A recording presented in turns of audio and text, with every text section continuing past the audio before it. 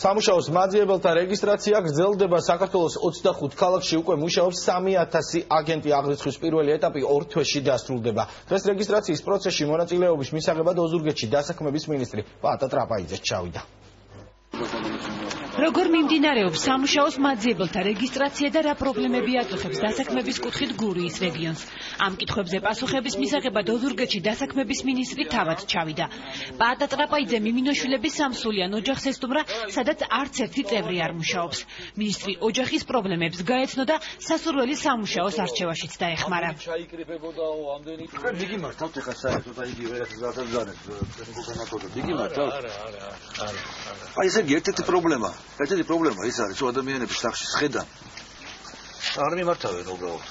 ინფორმაციის დაკავებაც არის დაკავშირებით და ალბათ არის რომ ეს ინფორმაციულობათომეტი უნდა იყოს სავარაუდოდ იმისა რომ არსებობს ზუსტად ამიტომ ვაკეთებთ ამას რომ უნდა შეიქმნას ეს სისტემა რომელიც სრულ ინფორმაციას მისცემს ნებისმიერ ადამიანს. ეს გამჭვირვალე სისტემა იქნება. ფოკუსირება ხდება ზუსტად აი 45-40 წლის ზემოთ ასაკის ადამიანებზე რომლებიც ჯერ კიდევ ენერგია აქვთ, ჯერ კიდევ საკმაოდ კარგი შრომის უნარი აქვთ. ძალიან მინდა რომ დავიწყო მუშაობა და ძალიან დიდი მადლობელი ვიქნები აი ამ პროგრამით. 2009 წლიდან უმუშავარია თითქმის უკვე მესამე წელიწადია.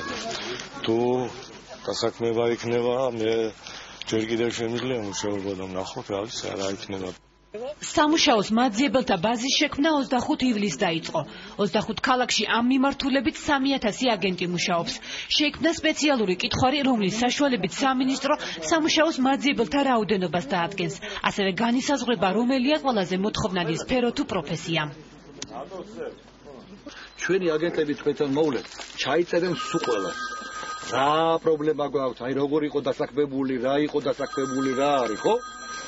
ამას ბაზა რო შეიქმნება, ჩვენ გასაგებია რომ თქვენ ახლო-მახლო ბევრს ვერაფერს ვერ დახავთ, მაგრამ ჩვენ უკვე გვეცოდინება რომ 800 კაცი დაუსაქმებელია.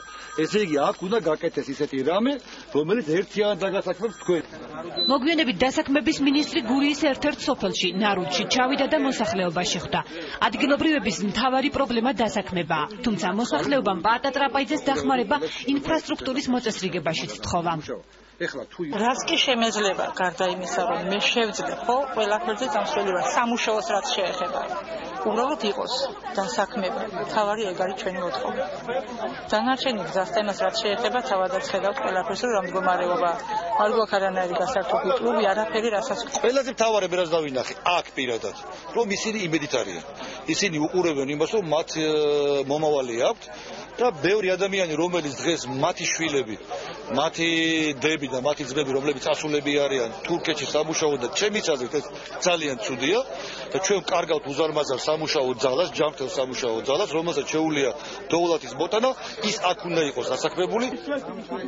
2 თვეში რეგისტრაცია დასრულდება და შეიქმნება ერთიანი ბაზა. ბოლო ეტაპზე კი ჩამოყალიბდება ელექტრონული ბირჟა, რომლის მეშვეობითაც სამუშაოს მაძიებელი დამსაქმებელს დაუკავშირდება.